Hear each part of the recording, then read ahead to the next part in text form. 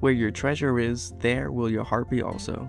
God has given us unlimited treasures in His Word. Every time we open it, we can discover a new treasure or admire an old one. What will we find today? Here's Carla Early with Treasure Hunt in the Word.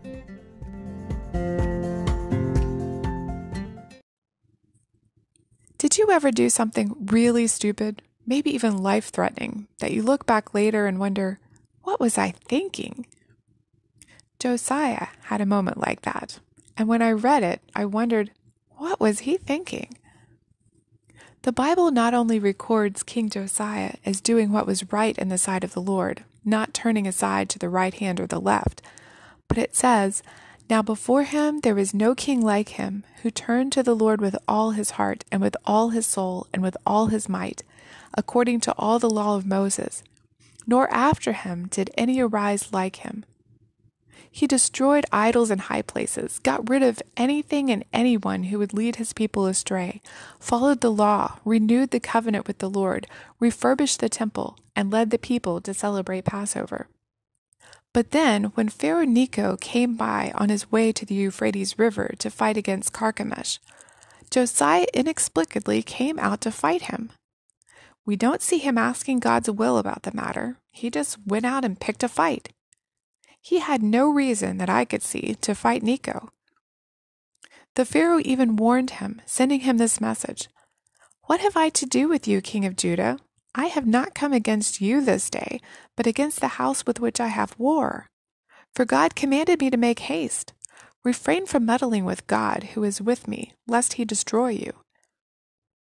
Now maybe Josiah couldn't imagine that God would have spoken to this overconfident Gentile. Or maybe the brush-off hurt his pride. We don't know. But without seeking God, ignoring God's warning from Pharaoh Necho, Josiah went out to fight anyway. He disguised himself, was struck with an arrow, and was taken from the battlefield severely wounded, to die later of his wounds. Does that sound like another king we've studied? King Ahab, that wicked king of the northern kingdom, died the exact same way.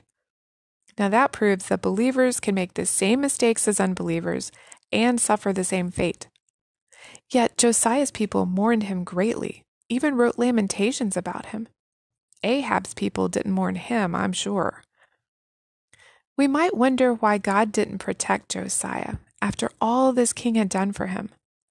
But remember, God had promised that Josiah would not see the calamity that he would bring on the people of Judah. And that judgment would soon come. In his mercy, God allowed Josiah to die before that happened. He didn't have to see how his sons turned away from all he'd taught them, or how they did evil in the sight of the Lord, didn't humble themselves, stiffen their neck, and harden their heart against the Lord and his messengers, the prophets. Josiah didn't have to be deposed and carried off to a foreign land like his sons Jehoahaz and Jehoiakim. He didn't have to see all the precious sacred items from the temple being carried off to Babylon, and the house of the Lord he'd loved so much be defiled, like his grandson Jehoiachin. And he didn't have to see the house of God burned, the walls of Jerusalem broken down, his people enslaved, and his sons killed like the last king Zedekiah did. He didn't have to see the land lay desolate and Judah become a byword among the nations. We don't always know why God chooses to act, or to refrain from acting as he does. But we can be sure that he knows what's best, and he is in control, just as he was when he allowed Josiah's stubbornness to lead to his death. And we can thank him for his mercy and his grace. Yes, even when it's hard. You can contact us at treasurehuntintheword@gmail.com. We'd love to hear the treasures God has given you through His Word. You can listen to other episodes at our website, which you can find in the description below. Thanks for listening, and remember, where your treasure is, there will your heart be also.